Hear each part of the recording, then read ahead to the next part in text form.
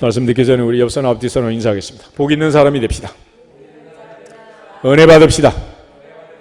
다 잘 될 것입니다. 다 지나갈 것입니다. 오늘은 이사야 53장 말씀을 읽었습니다. 예수님 오시기 700년 전 선지자 이사야가 장차 오실 예수님의 모습과 예수님의 사역과 예수님의 죽음까지 예언하는 그런 말씀이 되겠습니다. 선지자 이사야는 이 말씀을 전하면서 1절에서 질문과 그의 의문을 던지고 있습니다. 우리가 전한 것을 누가 믿었느냐? 여호와의 팔이 누구에게 나타났느냐? 신앙생활에 있어서 가장 고민이 되고 복음이 전파되는 모든 곳에 나타난 의문사항입니다. 쉽게 설명하면 믿을 것 같은 사람은 믿지 않고 기대하지 않았던 사람들이 믿게 되는, 예수님 당시에도 대제사장들, 서기관들, 바리새인들, 관원들, 장로들, 그들은 예수님을 십자가에 못 박아 죽였습니다. 그러나 세리, 창기, 많은 민초들, 민중들, 무리들, 사람 대접받지 못하던 그 가난하고 궁핍한 사람들, 그들이 주님을 만나서 질병을 고치고 귀신이 떠나가고 주의 은혜를 체험하는 그런 영적 질서가 새로 재편이 된 거예요. 사도 바울도 이방 세계에서 복음을 전하면서 마찬가지 질문을 던집니다. 선지자 이사야의 말처럼 도대체 우리의 전한 것을 누가 믿까? 여호와의 팔, 은혜의 팔이 누구에게 나타나느냐? 오늘 이 시간 예배하는 우리에게 하나님이 이 은혜를 주신 줄로 믿습니다. 이처럼 질문을 던질 수밖에 없었던 이유 중에 하나는 2절과 3절에 보면 장차 오실 메시아의 모습을 묘사합니다. 선지자 사무엘이 다윗을 왕으로 기름 부을 때, 양치기 소년을 데려다가 기름을 부을 때 사무엘은 이세의 장자 엘리압에게 필이 왔지만은 하나님은 이런 제하에 거절하시고 사람은 외모를 보거니와 나 여호와는 중심을 보느니라 말씀했습니다. 그 중심을 보시는 그 하나님, 외모를 보지 않는 하나님, 그 하나님의 선택의 기준을 오늘 이사야는 다시 한번 강조합니다. 장차 오실 주님은 그는 주 앞에서 자라나기를 연한 순 같고 마른 땅에서 뿌리 같아서 고운 모양도 없고 풍채도 없은즉 우리가 보기에 흠모할 만한 아름다운 것이 없다. 그래서 그분은 이 땅에서 멸시를 받았고 간고를 겪었고 질고를 당했고 많은 사람에게 멸시를 당하고 천대를 당하고 귀여김을 받지 않으십니다. 십자가의 죽음을 당하고 만 것입니다. 그러한 그리스도를 도대체 누가 믿을 수 있냐는 거예요. 그래서 바울은 담대하게 복음을 전하고 복음과 함께 고난을 받고 복음을 전하다가 고난을 당하는 나를 부끄러워하지 말아라 라고 디모데에게 편지를 쓴 것입니다. 그러나 실상 주님이 이런 모습으로 와서 이 고난을 당하신 이유가 무엇인가? 오늘 선지자 이사야는 4절부터 6절에 분명하게 선언을 하고 있습니다. 우리 4절부터 6절 말씀 다시 한번 읽어보겠습니다. 그는 실로 우리의 질고를 지고 우리의 슬픔을 당하였거늘 우리는 생각하기를 그는 징벌을 받아 하나님께 맞으며 고난을 당한다 하였노라. 그가 찔림은 우리의 허물 때문이요 그가 상함은 우리의 죄악 때문이라. 그가 징계를 받음으로 우리는 평화를 누리고 그가 채찍에 맞음으로 우리는 나음을 받았도다. 우리는 다 양 같아서 그릇 행하여 각기 제 길로 갔거늘 여호와께서는 우리 모두의 죄악을 그에게 담당시키셨도다. 아멘. 본문에서 예수님이 하신 일과 우리가 한 일과 하나님이 하신 일을 기록하고 있습니다. 인간은 에덴에서부터 불순종함으로 하나님의 명령을 거역하고 이 땅에 쫓겨났습니다. 가시와 엉겅퀴가 있는 이 세상에서 슬픔을 당하고 고통을 당하고 질병과 병마를 겪고 결국은 마침내 죽음에 이르게 되는 그런 운명에 처하고 말았습니다. 그러나 하나님께서는 우리 모두의 죄악을 그에게 담당시키셨고 그분이 오셔서 우리 대신 우리의 질고를 지고 우리의 슬픔을 당했고 우리 대신 징벌을 받고 우리 대신에 하나님께 맞으며 고난을 당했다. 그가 찔림은 우리의 허물 때문이고 그가 상함은 우리의 죄악 때문이라. 그가 징계를 받음으로 우리는 평화를 누리고 그가 채찍에 맞음으로 우리는 나음을 받았도다. 그래서 오늘 말씀의 제목은 우리는 나음을 받았도다 있는데, 그가 채찍에 맞음으로 우리가 나음을 받게 됩니다. 우리는 다 그릇 행하여 각기 재걸려 왔지만 여호와께서는 우리 모두의 죄악을 그에게 담당시키셨다. 세례요한은 예수님을 보면서 보라, 세상 죄를 지고 가는 하나님의 어린 양이로다, 그렇게 선언했습니다. 주님은 그렇게 곤욕을 당하고 그렇게 괴로움을 당하고 마침내 십자가에 운명하시면서도 7절에 보면 그가 곤욕을 당하여 괴로울 때도 그의 입을 열지 아니하였으며 침묵하시고 마치 도수장으로 끌려가는 양처럼, 털 깎는 자 앞에 잠잠한 양처럼 그 입을 열지 않았다 그랬습니다. 그러나 그런 마지막 죽음의 자리에서 9절 끝에 가면 그의 무덤은 악인들과 함께 있었고 그가 죽은 후에는 부자와 함께 있었다 그랬습니다. 예수님 운명하실 때 십자가의 양쪽에 두 강도가 있었어요. 강도처럼 주님은 죄인들과 함께, 악인들과 함께 십자가에 못 박혀 돌아가셨습니다. 그러나 아리마대 부자의 요셉에 예수님은 장례식을 치르게 됩니다. 그렇지만 12절 끝에 있는 것처럼 그가 자기 영혼을 버려 사망에 이르게 하며 범죄자 중 하나로 헤아림을 받았음이니라. 그러나 그가 많은 사람의 죄를 담당하며 범죄자를 위하여 기도하였느니라. 주님은 이 세상에서 아픔과 고통과 슬픔과 질병과 병마로 고통하는 우리를 위하여 마지막까지 기도하시면서 운명하십니다. 로마서 8장 34절 말씀처럼 지금도 하나님 보좌 우편에서 우리를 위하여 간구하시느니라. 주님이 원하시는 것은 인간이 이 죄와 사망의 그늘에서 벗어나서 몸도 마음도 영혼도 건강하게 하나님께 돌아와서 하나님의 은혜를 회복하고 하나님 주신 그 복을 누리며 살기를 간절히 원하시는 것입니다. 그런 차원에서 그가 채찍에 맞음으로 우리는 나음을 받았다라고 이사야는 주님이 찔린 십자가로 우리가 치유를 받았음을 선포했습니다. 사도 베드로는 이 말씀을 인용해서 우리가 치유된 몸, 건강한 몸을 가지고 그럼 무엇을 하라는 것이냐라는 것을 설명해 주는데, 베드로 전서 2장 24절 25절 두 절 한번 찾아보겠습니다. 베드로 전서 2장 24절 25절 다 같이 한 목소리로 읽겠습니다. 친히 나무에 달려 그 몸으로 우리 죄를 담당하셨으니 이는 우리로 죄에 대하여 죽고 의에 대하여 살게 하려 하심이라. 그가 채찍에 맞음으로 너희는 나음을 얻었나니 너희가 전에는 양과 같이 길을 잃었더니 이제는 너희 영혼의 목자와 감독 되신 이에게 돌아왔느니라. 아멘. 그가 채찍에 맞음으로 우리는 나음을 받았다. 건강하게 되고 질병에서 벗어나고 깨끗하게 됐다는. 전에는 양과 같이 길을 잃고 병들고 아픔과 고통과 고난 속에 있었지만 이제는 건강을 얻고 치유되고 나음을 받아서 너희 영혼의 목자와 감독 되신 하나님 앞으로 돌아왔느니라.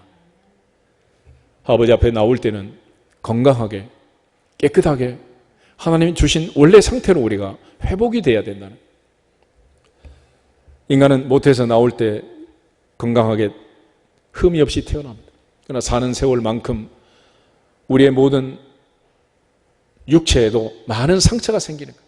그래서 어떤 사람이든지 나이가 든 만큼 벗겨놓고 보면 상처투성이, 심지어 우리 얼굴에도 주름살이 피어가지고 이제 감출 수도 없을 만큼 모두 아픔이 생긴다. 외모만 그러냐? 오장육부 우리 모든 내면에도 얼마나 많은 상처와 아픔이 있냐. 그래서 병은 가리켜 흔히 염증이라고 합니다. 염증이 바로 상처인 거예요. 상처. 그래서 이 염증이 어디에 생기느냐에 따라서 모든 병이 결정됩니다. 위에 생기면 위염, 장에 생기면 장염, 간에 생기면 간염, 신장에 생기면 신장염, 이런 온데 다 상처와 아픔이 있는. 무엇 때문이었느냐? 인간이 불순종하고 죄를 지음으로써 이런 아픔과 고통이 있게 된 것입니다. 그러나 주님은 채찍에 맞으셨고 그가 우리의 모든 죄값을 지불하심으로 우리는 나음을 받았도다. 나음을 받았도다. 예수님의 십자가의 보혈, 그 고통과 아픔으로 우리에게 깨끗한 물 주시고 치유를 주신 줄로 믿습니다. 말씀은 언제나 믿는 자 속에서 역사한다 그랬어요. 그런데 이렇게 말을 해도 많은 사람들이 믿지 않고 믿지 못하는 일이 많습니다. 이제 우리가 성경을 통해서 하나님께서 우리에게 주신 이 약속의 말씀을 믿고 몸도 마음도 영혼도 건강하게 사시기를 주님의 이름으로 축복합니다. 예수님께서 이 땅에 오셔서 각색병자를 고치고 귀신을 쫓아낼 때 주님이 쓰신 방법이 두 가지가 있는데, 하나는 성령의 검곧 하나님의 말씀을 가지고 예수님은 귀신을 쫓아내고 병마를 고치십니다. 40일 금식하시고 사탄이 예수님을 시험하기 시작합니다. 그때 예수님께서 이 사탄의 시험을 물리치기 위해서 쓰셨던 방법은 바로 기록된 말씀이었습니다. 사탄은 돌을 가지고 떡을 만들어 먹으라 그럴 때 예수님 말씀하시기를 기록되었으되 사람이 떡으로만 살 것이 아니요 하나님의 입에서 나오는 모든 말씀으로 살 것이니라. 할렐루야. 신명기 8장 3절의 말씀을 통해서 사탄을 물리쳤습니다. 또 사탄은 예수님을 성전 꼭대기에서 뛰어내리라 그렇게 말했지만 예수님의 신명기 6장 16절 말씀을 통해서 기록되었으되 주 너희 하나님을 시험하지 말지니라 선포하시고 마귀를 물리치게 됩니다.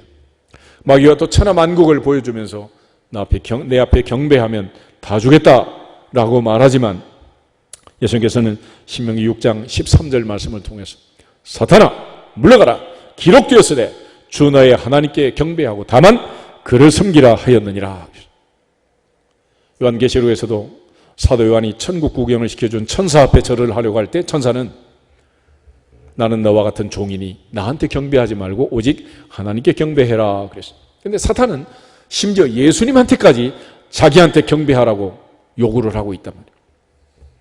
우리가 기록된 말씀으로 사탄의 유혹과 유혹을 물리치고 영적 전쟁에 승리할 수 있기를 주님의 이름으로 축복합니다. 또 하나 예수님께서 이 모든 질병과 병마를 고치고 물리칠 때 썼던 방법 중에 하나가 기도하신 것입니다. 기도. 마태복음 16장을 한번 찾아보겠습니다. 마태복음 16장을 보시면 예수님께서 가이사라 빌립보 가이사랴에서 제자들에게 물었습니다.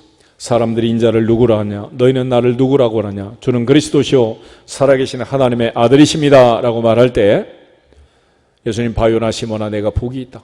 이것을 내게 알게 하신 분은 혈육이 아니고 하늘에 계신 내 아버지다 라고 말씀하시면서 너는 베드로라 내가 이 반석 위에 내 교회를 세우리니 음부의 권세가 이기지 못한다 라고 교회 설립에 대한 교회의 비밀을 말씀하십니다. 다시 말하면 교회라는 것은 반석 위에 주님이 세운 교회이고 흔들 수는 없다. 그럼에도 불구하고 음부의 권세는 끊임없이 교회를 흔들어 대려고 애를 쓰고 있다는 거예요. 그러나 교회는 음부의 권세가 이기지 못한다라고 주님이 이미 말씀하신 거예요. 그러므로 승리가 보장된 영적 전쟁에서 반드시 승리할 줄 믿고 흔들리지 않기를 주님의 이름으로 축복합니다.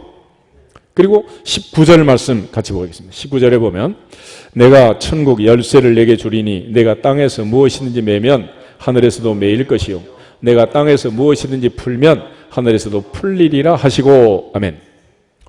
교회에 주신 천국 열쇠가 바로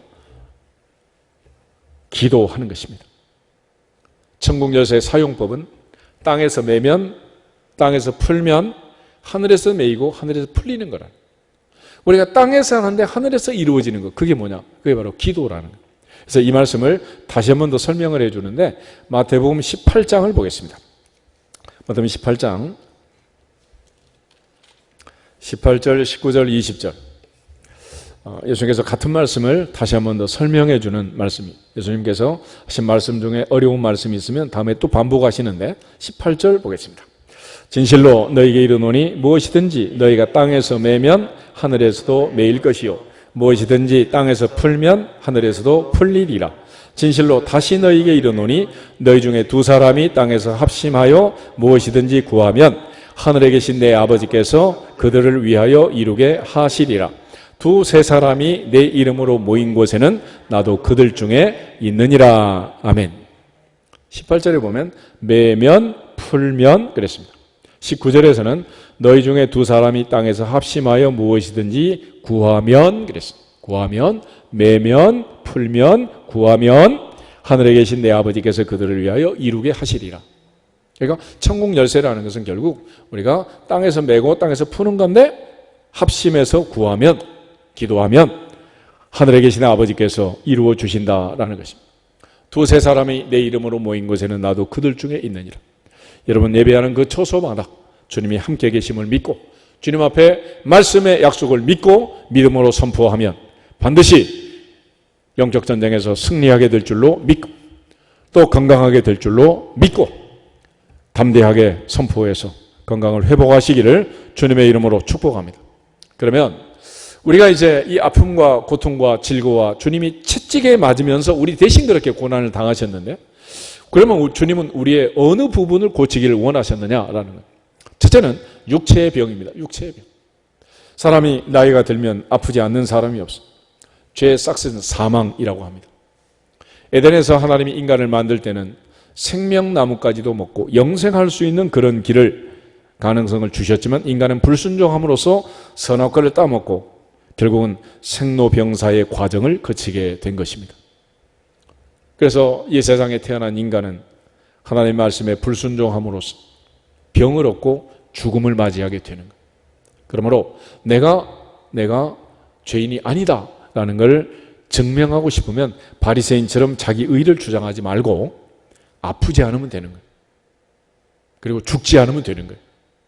그러니까 살다가 한 번이라도 아픈 사람은 성경이 증언하는 거예요. 의인은 없나니 하나도 없다.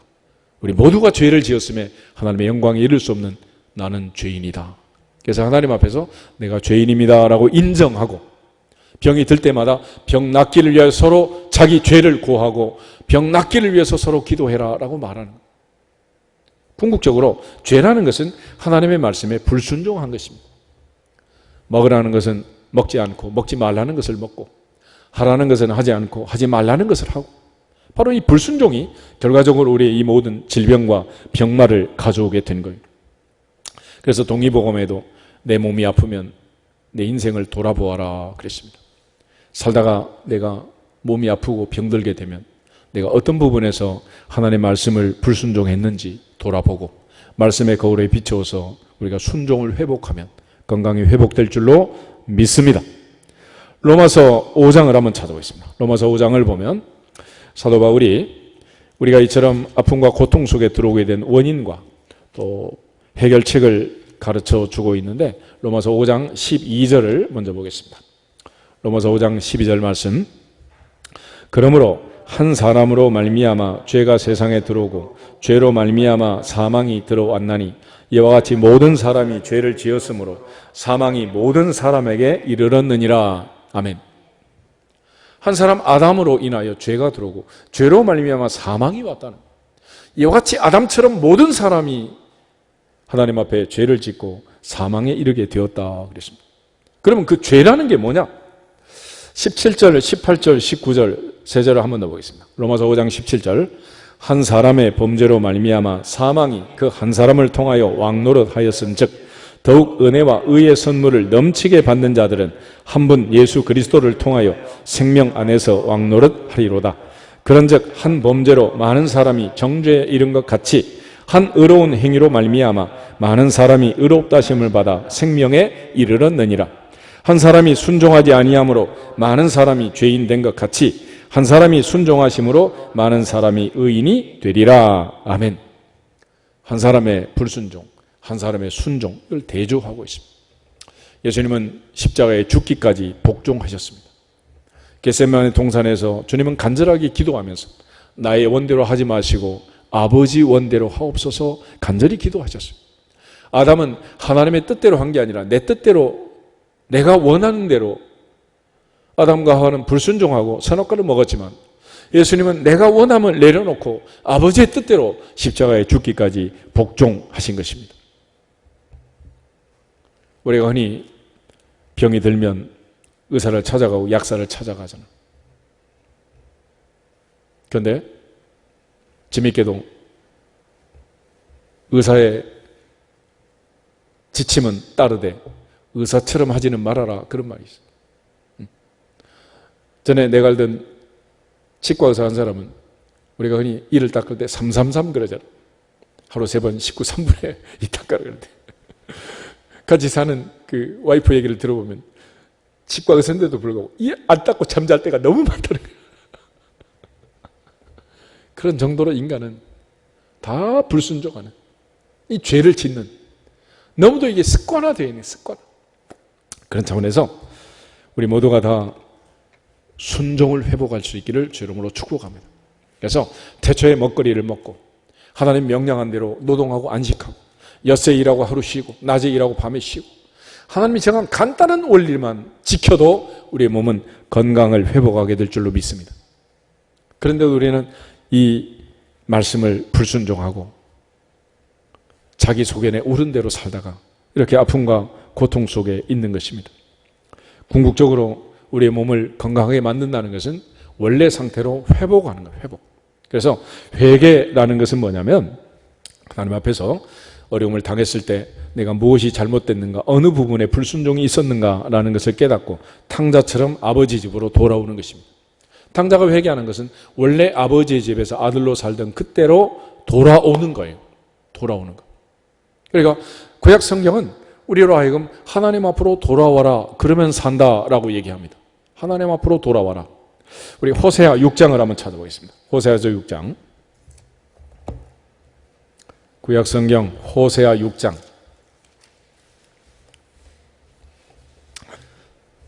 1절부터 3절 말씀 같이 한번 읽도록 하겠습니다. 호세아 6장 1절 말씀. 오라 우리가 여호와께로 돌아가자. 여호와께서 우리를 찢으셨으나 도로 낫게 하실 것이요 우리를 치셨으나 싸매어 주실 것임이라. 여호와께서 이틀 후에 우리를 살리시며 셋째 날에 우리를 일으키시리니 우리가 그의 앞에서 살리라. 그러므로 우리가 여호와를 알자. 힘써 여호와를 알자. 그의 나타나심은 새벽빛같이 어김없나니 비와 같이 땅을 적시는 늦은 비와 같이 우리에게 임하시리라 하니라. 아멘. 호세아는 오라 우리가 여호와께 돌아가자. 여호와께 돌아가자. 여호와께서 우리를 찢으셨으나 도로 낫게 하실 것이요 우리를 치셨으나 싸매어 주실 것이다. 우리가 여호와께 돌아가자. 여호와께 돌아가자라고 얘기합니다.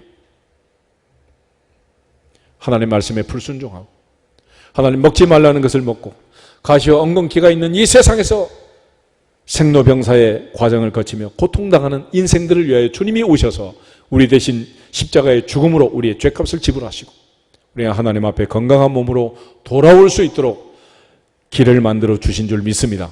그것이 바로 회개라는 것입니다. 하나님 앞에 회개함으로 돌아오는.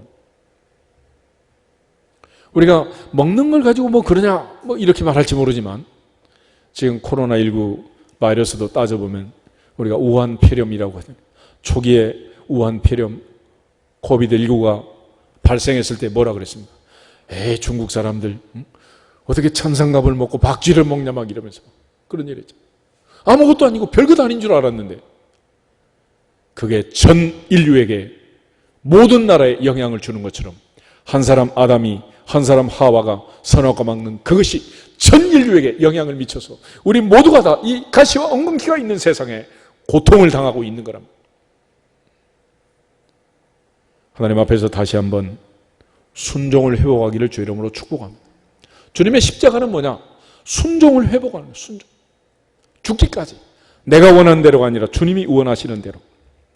요엘서 2장을 다시 한번 보겠습니다. 호세아 다음에 요엘이 있는데 요엘서 2장 12절에서 14절.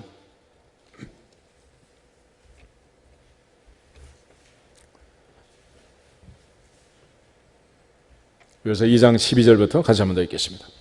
여호와의 말씀에 너희는 이제라도 금식하고 울며 애통하고 마음을 다하여 내게로 돌아오라 하셨나니 너희는 옷을 찢지 말고 마음을 찢고 너희 하나님 여호와께로 돌아올지어다. 그는 은혜로우시며 자비로우시며 노하기를 더디하시며 인애가 크시사 뜻을 돌이켜 재앙을 내리지 아니하시나니 주께서 혹시 마음과 뜻을 돌이키시고 그 뒤에 복을 내리사 너희 하나님 여호와께 소제와 전제를 드리게 하지 아니하실는지 누가 알겠느냐. 아멘. 이제라도 금식하고 울며 애통하고 마음을 다하여 내게로 돌아오라. 내게로 돌아오라. 너희는 옷을 찢지 말고 마음을 찢고 내게로 돌아오라. 너희 하나님 여호와께로 돌아올지어다. 항상 내 몸이 아프고 고통스러울 때는 하나님 앞에 이 문제를 먼저 해결하라. 그래야 문제가 풀린다라는 것입니다. 예수님께서 베데스다 연못가에 38년 된 병자를 고쳐주고 그렇게 말씀하셨어요. 다시는 더 악한 것이 생기지 않도록 다시는 죄를 짓지 말아라 그랬습니다. 하나님 앞에서 육신의 건강을 회복하기 위해서 내가 불순종했던 모든 것들을 내려놓고 하나님 말씀에 순종하는 삶으로 우리 인생이 회복되기를 주님의 이름으로 축복합니다. 요일 다음에 아모스가 있는데 아모스 5장을 다시 한번 더 보겠습니다. 4절부터 6절에 있는 말씀. 아모스 5장 4절. 여호와께서 이스라엘 족속에게 이와 같이 말씀하시기를 너희는 나를 찾으라 그리하면 살리라. 베델을 찾지 말며 길갈로 들어가지 말며 브엘세바로도 나가지 말라. 길갈은 반드시 사로잡히겠고 베델은 비참하게 될 것임이라 하셨나니 너희는 여호와를 찾으라 그리하면 살리라. 그렇지 않으면 그가 불같이 요셉의 집에 임하여 멸하시리니 베델에서 그들을 끌 자가 없으리라. 아멘. 너희는 여호와를 찾으라 그러면 살리라. 베델을 찾지 말고 길갈로 들어가지 말고 브엘세바로도 나가지 말라. 여호와를 찾으라 그러면 살리라. 하나님 앞에서 탕자가 아버지 집으로 돌아올 때 그의 모든 것이 회복된 것처럼 옷을 찢지 말고 마음을 찢고 하나님께 돌아오면 그것이 우리에게 은혜가 되고 회복이 되고 건강이 될 줄로 믿습니다. 바울은 십자가를 바라보면서 내가 그리스도와 함께 십자가에 못 박혔나니 그런즉 이제는 내가 사는 것이 아니요 오직 내 안에 그리스도께서 사시는 것이라. 이제 내가 육체 가운데 사는 것은 나를 사랑하사 나를 위하여 자기 자신을 버리신 하나님의 아들을 믿는 믿음 안에서 사는 것이라. 믿음 안에서 사는 삶을 회복하면 육체의 건강은 저절로 찾아오게 되어 있습니다. 예수님께서 마지막 믿는 자들에게 표적을 약속하셨어요. 나를 믿는 자들은 표적이 따르리니 곧 그들이 내 이름으로 귀신을 쫓아내며 새 방언을 말하며 뱀을 집어올리며 무슨 독을 마실지라도 해를 받지 아니하며 특별히 병든 사람에게 손을 얹은즉 나으리라. 그러므로 우리가 함께 병 낫기를 위해서 기도하고 안수하고 하나님께 간절히 부르짖으면 하나님께서는 우리를 불쌍히 여기시고 주님의 채찍에 맞음으로 우리를 위하여 죄값을 지불하심으로 우리는 나음을 받았다 하신 말씀처럼 깨끗하게 될 줄로 믿습니다. 한 사람 한 사람 모세처럼 마지막 날까지 건강하게 행복하게 살아갈 수 있도록 이 모든 육체의 아픔과 질병에서 벗어날 수 있기를 주님의 이름으로 축복합니다. 코로나 바이러스로 인해서 많은 사람이 확진을 당하고 또 죽어가고 있는 이 참담한 상황 속에서도 우리가 전능하신 하나님의 약속의 말씀, 주님이 십자가에서 이루신 이 모든 구속의 은혜는 첫 번째가 우리 육신의 건강을 주기 위함이었다. 그러므로 우리 모두가 다 회개 기도로 전인 치유를 체험하고 병 낫기를 위해서 서로 기도하고 하나님께 영광을 돌릴 수 있기를 주님의 이름으로 축복합니다. 두 번째로 주님이 그처럼 아픔과 고통을 당하신 것은 우리의 마음, 우리의 심령을 고치기 위해서 그러는. 흔히 요즘 내적 치유라는 말을 많이 합니다. 병은 마음의 병이라고 그러죠. 마음의 병. 병원에 가면 어떤 사람들은 엑스레이를 찍고 MRI 찍고 검사했는데 아무 원인이 없는, 의사소견이 없는 경우가 있어요. 그런 경우는 어디가 아픈 거예요? 마음이 아픈 거예요. 마음이 심령이 아프단 말이에요. 그래서 사도 바울은 빌립보서 4장 6절 7절에 가면 아무것도 염려하지 말고 다만 모든 일에 기도와 간구로 너희 구할 것을 감사함으로 하나님께 아뢰라. 그리하면 모든 지각에 뛰어난 하나님의 평강이 그리스도 예수 안에서 너희 마음과 생각을 지키시리라. 우리의 마음과 생각에 하나님의 평강이 임하기를 주님의 이름으로 축복합니다. 그래서 마음이 건강하고 마음이 평안하다 하는 것을 우리가 흔히 평정심이라고 합니다. 평정심. 태평양처럼 평안한 마음, 태평양처럼 요동치지 않는 마음. 깊은 바다 쉬면은 돌멩이 하나 던져도 표도 나지 않는 거예요. 그런데 세숫대야나 작은 웅덩이나 이런 데는 돌멩이 하나만 던져도 퐁당퐁당 난리를 치는 거예요. 난리를 쳐. 조금만 기쁘면 뭐 너무 기뻐가지고 막 천국에 가고 조금만 슬픔이 있으면 또 나락에 떨어져가지고 다운이 되고. 그는 우리의 마음이 아직 건강하지 못해서 우리 마음이 주님의 평강으로 채워지지 않아서 그런 것입니다. 그래서 우리가 이제 이 마음의 병을 치유하면서 생각해야 할 네 가지 과정이 있는데 비움과 체험과 나눔과 드림이라는 4단계가 있어요. 성경은 항상 우리에게 먼저 비워라 그랬습니다. 내 마음에 있는 근심, 걱정, 염려, 두려움 이걸 다 비워야 됩니다. 그 첫 번째야. 그걸 가리켜 흔히 회개라고 합니다. 베드로가 3,000명이 회개하고 돌아올 때 오순절에 순례자들이 질문을 받습니다. 형제들을 우리가 어찌할고 어떻게 하면 되겠느냐 그럴 때 베드로가 간단하게 처방을 합니다. 너희가 각각 회개해서 예수 그리스도 이름으로 세례를 받고 죄 사함을 받으라. 그리하면 성령의 선물을 받는다라고 말했습니다. 하나님 앞에서 먼저 비우는 근심, 걱정, 염려를 비우는 이것이 첫 번째다. 구약 성경은 돌아오라 라고 얘기하고 그걸 회개라고 합니다. 하나님 앞에서 깨끗한 그릇이 되는 거예요. 깨끗한 그릇.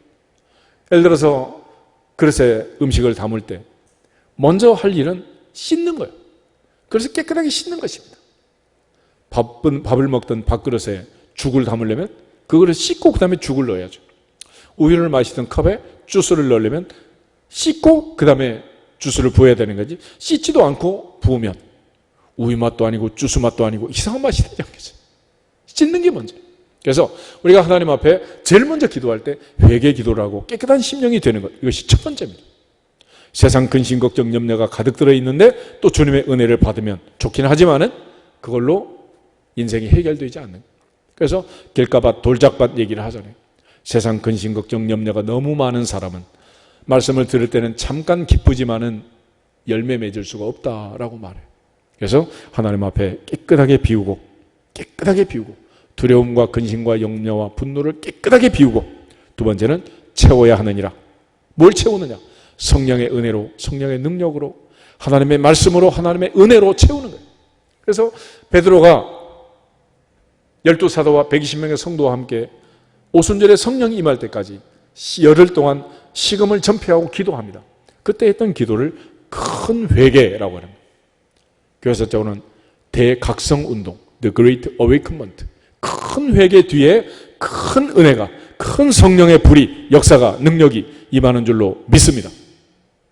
그래서 내가 먼저 그런 비움과 체험의 과정을 통해서 건강하게 되면, 그걸 체험하고 나면 다른 사람의 아픔과 고통을 치유하고 안내할 수 있는 안내자가 될 수 있는 거예요.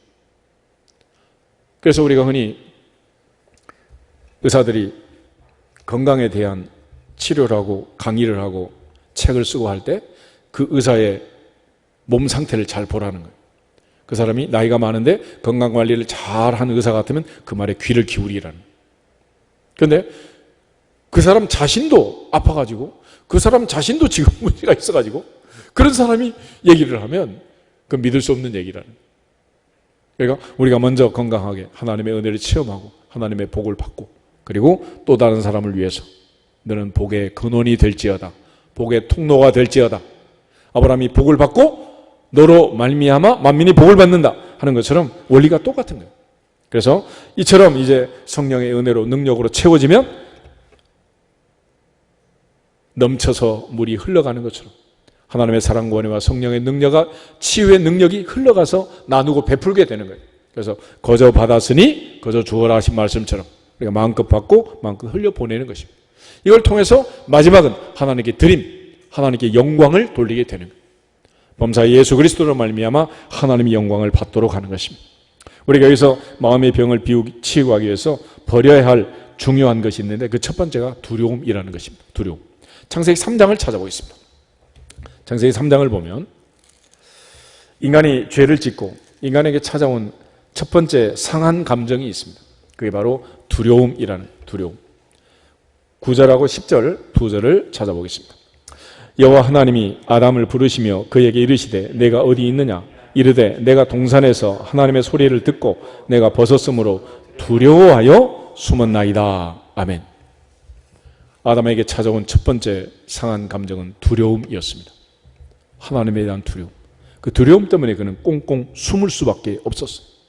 그런데 이 두려움이라는 것은 이사야가 아주 간단하게 처방을 합니다.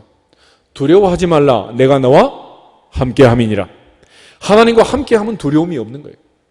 근데 반대로 두려워하면 하나님과 함께할 수도 없고 두려움이 떠나지를 않는 거예요. 다윗은 심지어 내가 사망의 음침한 골짜기를 다닐지라도 해를 두려워하지 않을 것은 주께서 나와 함께 하심이라. 함께 하심이라. 그러므로 임마누엘의 신앙을 가지면 두려움은 사라지게 되어 있습니다. 예수님께서 우리에게 약속하신 마지막 말씀은 볼지어다 내가 세상 끝날까지 너희와 항상 함께 있으리라 그랬잖아요. 그러므로 세상 끝날까지 두려워하지 말라?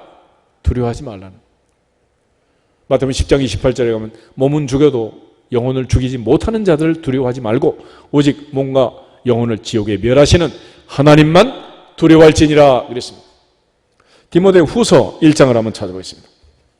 디모데후서 1장을 보면 사도 바울이 이 두려움에 대해서 얘기하면서 이 두려움은 하나님이 주신 게 아니다라고 말을 해요. 7절, 8절 두 절을 보겠습니다. 디모데후서 1장 7절, 8절. 자, 그러면 다 같이 읽겠습니다. 하나님이 우리에게 주신 것은 두려워하는 마음이 아니요 오직 능력과 사랑과 절제하는 마음이니 그러므로 너는 내가 우리 주를 증언함과 또는 주를 위하여 갇힌 자 된 나를 부끄러워하지 말고 오직 하나님의 능력을 따라 복음과 함께 고난을 받으라. 아멘. 하나님이 우리에게 주신 것은 두려워하는 마음이 아니다 그랬습니다. 오직 하나님은 능력과 사랑과 절제하는 마음을 주셨지 두려워하는 마음을 주신 게 아니라는 거예요. 그러므로 두려워하면 사탄이 우리를 침투하고 사탄이 우리를 삼키게 되는 거예요. 그래서 이 두려움과 따라오는 또 하나의 문제가 뭐냐면 염려하고 낙심하는 것입니다. 염려하고 낙심하는 거예요. 그러니까 항상 기도하되 낙심하지 말라, 염려하지 말라는 거예요. 아무것도 염려하지 말고 감사함으로 하나님께 아뢰라 그랬어요. 베드로 전서를 한번 찾아보겠습니다. 베드로 전서 5장 7절 8절 우리가 왜 염려하지 말아야 할 건지, 두 번째로 우리가 씻어내야 할, 비워야 할 감정, 염려하는 것입니다. 7절 보겠습니다. 너희 염려를 다 주께 맡기라. 이는 그가 너희를 돌보심이라. 근신하라, 깨어라. 너희 대적 마귀가 우는 사자같이 두려다니며 삼킬 자를 찾나니. 아멘. 마귀가 삼키려고 찾아다니는 사람 중에 가장 타켓이 되는 사람들이 뭐하는 사람이라고? 염려하는 사람, 염려하는 사람. 그래서 예수님께서는 무엇을 먹을까, 마실까, 입을까 도무지 염려하지 말아라? 염려하지 말아라. 내일 일은 내일이 염려할 것이다. 한날의 괴로움은 그날의 족하니라. 아무리 괴로운 날이라도 뭐 하지 말아라? 내일 때문에 염려하지 말아라. 염려하지 말라는. 그래서 이 염려하는 그 사람들, 그들을 대적 마귀는 우는 사자같이 삼키려고 쫓아다닌다. 그리고 세 번째로 우리가 비워야 할 감정이 있는데 그게 바로 분노라는 것입니다. 에베소서 4장을 한번 보겠습니다. 에베소서 4장. 에베소서 4장 26절, 27절 두 절을 보겠습니다. 에베소서 4장 26절. 분을 내어도 죄를 짓지 말며 해가 지도록 분을 품지 말고 마귀에게 틈을 주지 말라. 아멘. 마귀는 어떤 틈을 노리냐? 분노하는 틈을 노린다. 분노. 여러분, 모세를 보면 민수기 12장에 미리암과 아론이 구소 여인을 취한 것 때문에 공격을 할 때 이 사람 모세는 온유함이 60만 중에 가장 뛰어난 사람이다, 그렇게 말을 해요. 그런데 그 모세가 가나안에 못 들어갔습니다. 뭐 하다 그랬느냐? 민수기 20장 21장 마지막 이제 물이 없어서 공박하는 이런 사건들이 막 생기게 되는데 그때 모세가 지팡이를 들어 바위를 내리치면서 분노하게 됩니다. 한 번의 분노 때문에 나중에 신명기를 보면 모세가 하나님 앞에 회개하면서 제발 가나안에 들어가게 해주세요 그랬지만 그는 들어가지 못했어요. 못 들어갔어요. 한 번의 분노인데 뭐 때문이냐? 바울이 얘기하듯이 그 분노하는 틈에 어떤 녀석이 들어왔다고? 마귀가 들어온 마귀가. 그래서 마귀는 두려워하는 사람들, 염려하는 사람들, 분노하는 사람들, 이들을 통해서 역사하게 되어 있습니다. 그래서 우리가 이 두려움과 염려와 이 분노를 이겨야 됩니다. 아까 말한 것처럼 두려움은 임마누엘로 이겨야 합니다. 아멘. 그리고 염려는 뭐냐? 바울이 말한 것처럼 아무것도 염려하지 말고 다만 모든 일에 기도와 간구로 너희 구할 것을 감사함으로 하나님께 아뢰라. 그래서 감사와 자족과 감사로 염려를 이기는 거예요. 그런데 이 분노는 어떻게 이기는 거냐? 분노의 건너편에 온유하고 겸손하신 그리스도의 마음이 있어요. 온유함을 상실하고 모세가 분노함으로써 가나안에 못 들어갔잖아요. 온유한 마음은 그리스도의 마음이라는. 마태복음 5장에 팔복이 있습니다. 그 팔복 중에 하나가 온유한 자예요. 근데 마태복음 5장을 보면은 온유한 자는 복이 있나니 그 복이 어떤 복이냐? 저가 땅을 기업으로 받을 것이며 그랬어요. 모세는 온유를 상실하고 분노함으로써 가나안 땅에, 기업의 땅에 못 들어간 거예요. 우리가 하나님 앞에 끝까지 온유하고 온유하신 겸손한 그리스도의 마음을 품고 가나안의 주인공이 되기를 주님의 이름으로 축복합니다. 그러므로 이러한 두려움과 염려와 분노라는 것은 엑스레이 찍고 MRI 찍으면 나온다 안 나온다? 나와요 안 나와요? 이건 나오지도 않아. 나올 수도 없는 거예요. 의사는 고칠 수가 없어. 오직 하나님 앞에서 임마누엘의 신앙을 가지고 감사와 자족하는 마음으로 그리고 온유하고 겸손한 그리스도의 마음을 품을 때 마음의 병은 치유가 되고 건강하게 될 줄로 믿습니다. 범사에 감사라. 이것이 그리스도의 손에서 너희를 향하신 하나님의 뜻이라 그랬잖아요. 그것이 하나님의 뜻인 거예요. 또 하나님께서는 항상 우리에게 은혜와 평강 주시기를 원한다 그랬어요. 예레미야 29장을 한번 더 보겠습니다. 예레미야 29장에 보면 바벨론 포로를 앞에 두고 하나님께서 선지자 예레미야를 통해서 이스라엘 백성들에게 바벨론 포로로 잡혀가라 그랬습니다. 얼마나 끔찍한 일입니까? 그런데 하나님께서는 하나님의 마음, 하나님의 뜻을 알려주십니다. 11절, 12절, 13절, 3절만 보겠습니다. 여호와의 말씀이니라. 너희를 향한 나의 생각을 내가 아나니 평안이요 재앙이 아니니라. 너희에게 미래와 희망을 주는 것이니라. 너희가 내게 부르짖으며 내게 와서 기도하면 내가 너희들의 기도를 들을 것이요 너희가 온 마음으로 나를 구하면 나를 찾을 것이요 나를 만나리라. 아멘. 특별히 11절에 너희를 향한 나의 생각을 내가 아나니 평안이요 재앙이 아니다. 미래와 희망을 주는 것이다 그랬습니다. 하나님 앞에서 항상 평안한 마음, 미래와 희망을 갖는 믿음 있는 마음으로 질병과 병마를 물리치고 마음의 병을 고치고 건강하시기를 주님의 이름으로 축복합니다. 세 번째로 주님이 이 땅에 오셔서 그 아픔과 고통을 당하시고 우리로 하여금 이 채찍에 맞아서 나음을 주셨는데 세 번째로 고치기 원하는 것은 관계입니다. 관계. 인간이 맺고 있는 관계는 두 종류로 나눌 수 있어요. 하나는 수직적인 관계, 하나님과 나의 관계입니다. 두 번째는 수평적인 관계, 나와 너의 관계, 사람과 사람의 관계가 있습니다. 하나님과 나 사이의 관계는 회개함으로써 문제를 풀면 됩니다. 주여 내가 죄인입니다. 하나님 앞에 내가 죄를 지었음을 인정하고 여호와께 돌아오면 되는 거예요. 반면에 사람과 사람의 관계는 용서로서 풀어야 합니다. 베드로가 형제가 내게 죄를 범하면 몇 번 용서하면 됩니까? 라고 물을 때 예수님께서 7번 하면 됩니까? 그러자 7번뿐만 아니고 70번을 7번이라도 해라. 7번을 70번씩이라도 해라. 그랬어요. 77 times. 결국 주님 앞에 용서받은 자처럼 용서하고 용서받을 자처럼 용서하는 그것이 하나님 앞에서 수평관계를 해결하는 중요한 방법입니다. 그런데 오늘날 많은 사람들이 하나님과의 관계가 막혀있고 사람과의 관계가 막혀있고 그것 때문에 불행한 사람이 너무 많습니다. 하나님 앞에서 하나님은 한 가지만 인정하고 돌아오면 되는 거예요. 주여 내가 죄인입니다. 다윗이 그만하면 죄를 지었지만 다윗이 보통 사람과 달랐던 이유는 딱 한 가지입니다. 선지자 나단이 당신이 그 사람이요 라고 지적할 때 그는 심상이 썩도록 회개하며 눈물을 흘리며 하나님 앞에 회개한 거예요. 회개. 다윗이 무죄한 게 아니라 죄를 안 지은 게 아니라 내가 죄를 지었음을 인정하는 것입니다. 그리고 사람 사이는 용서하는 거예요. 욥기를 보면 욥이 마지막에 모든 재산이 갑절로 회복이 됩니다. 그 방법이 무엇이냐? 하나님 앞에 회개하고 새 친구를 용서하는 거예요. 욥기 42장을 한번 찾아보겠습니다. 욥기 42장을 보시면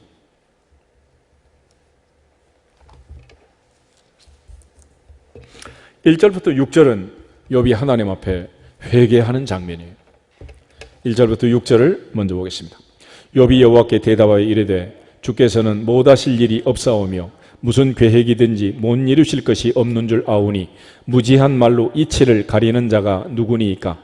나는 깨닫지도 못한 일을 말하였고 스스로 알 수도 없고 헤아리기도 어려운 일을 말하였나이다.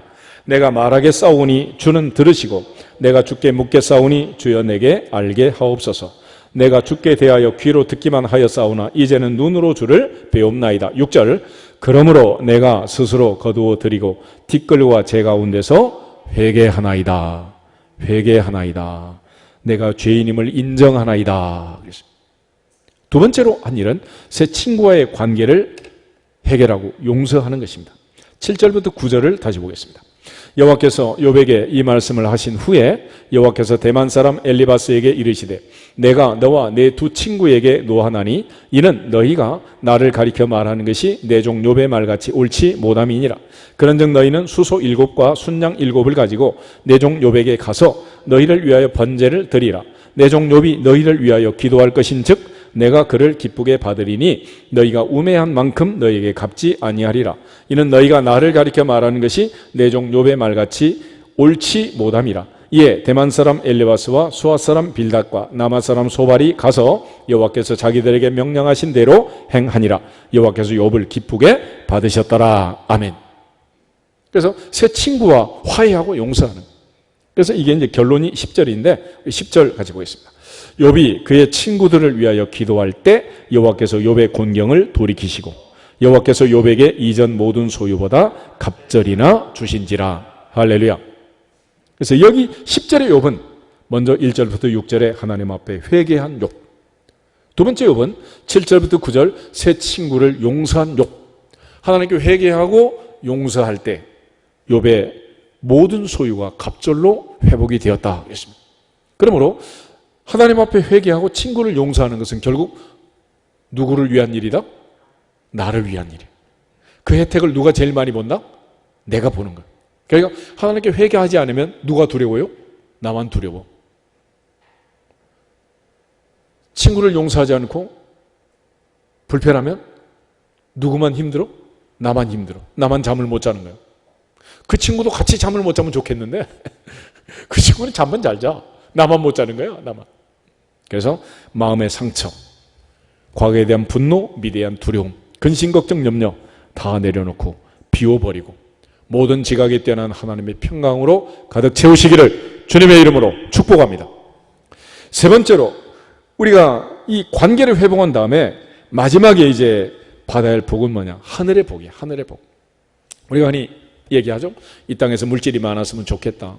그래서 구약 성경에 보면 아들 7, 딸 3은 돼야 이제 행복한 거예요. 다윗은 2세 8번째 아들이었다 그러잖아. 욥도 아들 7, 딸이 3이나 있었어. 그 욥의 딸들은 전국에서 가장 이쁜 미스 월드, 미스 유니버스였다 그렇게 말하잖아. 그런 정도로 하나님께서 그에게 막 복을 주셨는데 솔로몬의 얘기를 들어보면 한마디로 이렇게 말합니다. 헛되고 헛되며 헛되고 헛되니 모든 것이 헛되다 그랬어. 그러니까 세상에서 부귀영화를 누리는 것, 그것이 전부라면 이건 허망한 일이라는 거예요. 솔로몬은 아버지가 다윗 왕이었습니다. 자기 아들은 르호보암 왕이었습니다. 아버지도 왕, 나도 왕, 아들도 왕, 왕가야 왕가. 그런 모든 부귀영화를 다 누렸습니다. 그런데 그 솔로몬이 마지막 내린 결론은 이거예요. 일의 결국을 다 들었으니 그러므로 하나님을 경외하고 그의 명령을 지킬지어다. 이것이 사람의 본분이다. 하나님 말씀에 순종하고 사는 것이 인간의 본분이지, 이 세상에서 부귀영화를 누리고 왕이 된다고 해서 그것이 행복한 게 아니라는. 솔로몬이 쓴 시편이 127편인데 솔로몬은 127편에서 이런 고백을 합니다. 여호와께서 집을 세우지 아니하시면 세우는 자의 수고가 헛되고 여호와께서 성을 지키지 아니하시면 파수꾼에 깨어 있음이 허사다 그랬습니다. 아침에 일찍 일어나고 저녁에 늦게 눕고 수고의 떡을 먹음도 헛되다. 그러므로 여호와께서 사랑하는 자에게는 잠을 주시는도다. 할렐루야. 오늘 밤부터는 편안한 밤이 편안한 잠자리가 되기를 주님의 이름으로 축복합니다. 그것이 행복이라는 거예요. 그러므로 우리 이 땅에서 물론 아브라함, 이삭, 야곱처럼 대대로 물질의 복을 받고 요셉처럼 애굽의 총리가 되어서 세계 경제를 좌지우지하는 그런 막강한 권세와 힘을 얻고 사는 것도 복이 되지만은 성경은 우리에게 두 가지를 동시에 강조합니다. 신명기 8장에 보면 이스라엘 백성들은 하나님께서 마침내 적과 꿀이 흐르는 가나안의 복을 주시면 내 손의 힘과 내 능력으로 내가 이 재물을 얻었다 그렇게 말할 거라는 거예요. 그렇지만 하나님께서는 너희 하나님 여호와께서 너에게 재물 얻을 힘과 능력을 주셨느니라 그랬습니다. 그러므로 하나님이 주시는 재물을 얻는 힘과 능력을 우리 모두가 받을 수 있기를 주 이름으로 축복합니다.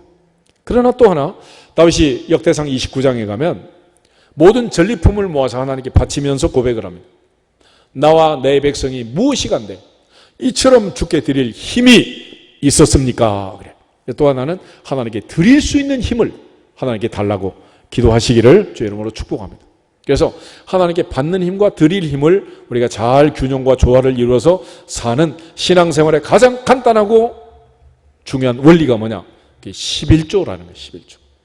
11조라는 것은 하나님께서 내게 열을 주셨음을 고백하는 행위이고 그 중에 하나를 다시 드리는 것은 하나님의 뜻에 따라서 하나님의 명령에 순종함으로써 하나님이 내게 힘을 주신 것을 믿고 하나를 바치는 거예요. 그리고 나머지 9은 주님 뜻대로 쓰겠습니다 라는 고백과 다짐을 하는 것입니다. 그러니까 하나님이 주시는 힘이 있어서 여러분의 11조가 달마다 해마다 늘어나기를 주님의 이름으로 축복합니다. 동시에 하나님이 주신 힘대로 우리가 또 다시 드릴 수 있는 힘이 있으면 하나님 계속해서 더 주시지만 하나님께 드릴 힘이 없어가지고 이제 못하겠는데요 그러면 미안하다 내가 너무 많이 줬구나 네 그러면 조금 줄여줄게 수익을 줄이는 수가 있어요. 하나님의 은혜 안에서 마음껏 받고 마음껏 드리고 신수성가를 이루기를 주님의 이름으로 축복합니다. 그걸 가리켜 흔히 땅에 기름진 복이라는 것. 그런데 더 중요한 것은 하늘의 신령한 복을 받는 것입니다. 베드로전서 1장 9절에서 믿음의 결국은 영혼의 구원이라고 했습니다. 출애굽의 목적은 출애굽이 아니라 가나안에 들어가는 건데 모세처럼 40년 동안 수고하고 가나안에 죽는 게 아니라 여호수아 갈렙처럼 가나안의 주인공이 되어야 하느니라. 주인공이 되어야 하느니라. 이게 중요한 거예요. 그래서 이 세상에서 아무리 호의호식하고 부귀영화를 누렸다 하더라도 부자와 거지 나사로의 비유처럼 그 뜨거운 지옥의 고통 속에 들어간 부자와 아브라함의 품에 안겨있는 나사로를 보면 마지막 결론은 이 세상에서 나는 게 아니라는 거예요. 그럼 우리는 마지막 하늘의 시민권자답게 하늘의 보화를 쌓고 천국을 바라보는 천국 시민으로 살아갈 수 있기를 주님의 이름으로 축복합니다. 그런 차원에서 사도 바울은 내게는 모든 것이 있고 또 풍족하다 그랬습니다. 내게 능력 주신 자는 내가 모든 것을 할 수 있다. 가난해도 부자가 돼도 배불러도 배고파도 나는 자족한다 라고 말했습니다. 다윗은 여호와는 나의 목자시니 내게 부족함이 없으리로다 고백한 거예요. 하박국은 우리의 양이 없고 외양간에 송아지가 없고 감람나무 무화과 없는 포도나무에 소출이 없을지라도 나는 여호와를 인하여 기뻐하고 나의 구원의 하나님으로 인하여 즐거워하리로다 그랬습니다. 그것이 바로 이 세상의 마음을 빼앗기지 않고 하나님께 소망을 두는 천국 소망을 가지고 하늘의 하나님 아버지의 자녀로서 이 세상을 사는 우리가 가져야 할, 우리가 받아야 할 하늘의 신령한 복인 줄로 믿습니다. 다 같이 에베소서 1장을 같이 한번 읽고 기도하면 좋겠습니다. 에베소서 1장에 보시면 사도 바울이 이제 우리가 받아야 할 마지막, 우리가 정말 받을 수 있는 그 복은 천국의 복인데 하나님을 기쁘시게 하면 이런 복을 주신다는 3절부터 7절 말씀을 보겠습니다. 찬송하리로다 하나님 곧 우리 주 예수 그리스도의 아버지께서 그리스도 안에서 하늘에 속한 모든 신령한 복을 우리에게 주시되 곧 창세전에 그리스도 안에서 우리를 택하사 우리로 사랑 안에서 그 앞에 거룩하고 흠이 없게 하시려고 그 기쁘신 뜻대로 우리를 예정하사 예수 그리스도로 말미암아 자기의 아들들이 되게 하셨으니 이는 그가 사랑하시는 자 안에서 우리에게 거저 주시는 바 그의 은혜의 영광을 찬송하게 하려는 것이라. 우리는 그리스도 안에서 그의 은혜의 풍성함을 따라 그의 피로 말미암아 속량 곧 죄사함을 받았느니라. 아멘. 3절에 보면 그리스도 안에서, 아버지께서 그리스도 안에서 하늘에 속한 모든 신령한 복을 주셨다. 신령한 복. 그 결론이 뭐냐? 7절 끝에 가면 그의 은혜의 풍성함을 따라 그의 피로 말미암아 속량 곧 죄사함을 받았다. 믿음의 결국은 영혼의 구원이다. 하늘에 시민권이 있는 하나님의 백성답게, 천국 백성답게 이 땅에 허탄한 것들의 마음을 빼앗기지 않고 천국의 복을 누리는, 신령한 복을 누리는, 마침내 주시는 그 복을 누리는 우리 모두가 되기를 주님의 이름으로 축복합니다. 궁극적으로 이 복을 받기 위해서는 육신이 건강하고 마음이 건강하고 관계가 회복이 돼야 된다. 하나님께서는 우리에게 마침내 이걸 주기를 원하는, 그래서 이스라엘 백성들을 출애굽시키고 대제사장으로 매일같이 제사 드릴 때마다 축복하라고 했습니다. 여호와는 내게 복을 주시고 너를 지키시기를 원하노라. 여호와는 그의 얼굴을 내게 비치사 은혜 베푸시기를 원하노라. 여호와는 그 얼굴을 내게로 향하여 드사 평강 주시기를 원하노라. 할렐루야. 하나님이 그렇게 원하시는 그 하늘의 신령한 복, 하늘의 은혜와 하늘의 평강, 그 복을 누리는 우리 모두가 되기를 주님의 이름으로 축복합니다. 다 같이 주 예수 그리스도의 이름으로 건강할지어다 선포하고 기도하겠습니다. 하나 둘 셋. 주 예수 그리스도의 이름으로